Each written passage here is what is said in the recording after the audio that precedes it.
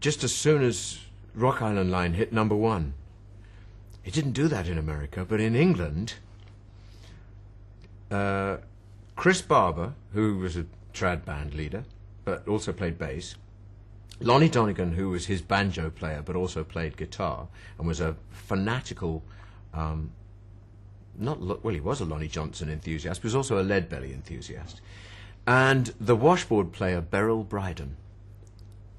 The three of them did a record of a Leadbelly song called The Rock Island Line. And for some reason, this old sort of folk song, tearaway folk song, got to #1 in Great Britain. And all over Britain, 14-year-old boys got their parents to buy them cheap acoustic guitars. And they learned 3 chords so they could go, well, the Rock Island Line is a mighty fine line, the Rock Island Line is a road to ride. And we all did it. Hundreds of thousands of us, including Eric Clapton. And all of us. I was gone from the first time I heard Muddy Waters' guitar. I heard him rehearsing in the City Hall in Newcastle on a summer's night. The doors were open to let air into the place. I was coming home from college, evening class, and I could hear this electric guitar echoing across the city center, and I, whoa, what is that, you know? Until I heard John Lee Hooker singing things like, I've been working in a steel mill, trucking steel like a slave all day, you know. And I woke up this morning and my baby's gone away, you know. And I related to that directly because that was happening to people, to grown men on my block, on my street, you know.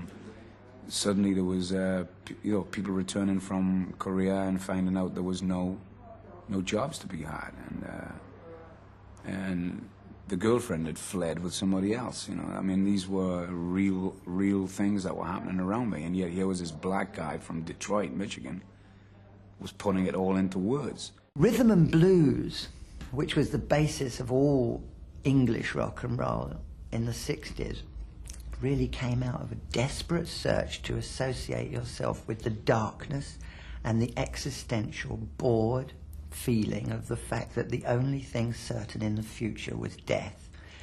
We were driven as fans of that attitude to discover in the music of American rock and roll the pure, true angst and darkness of it all. And that was discovered in the origins of the blues.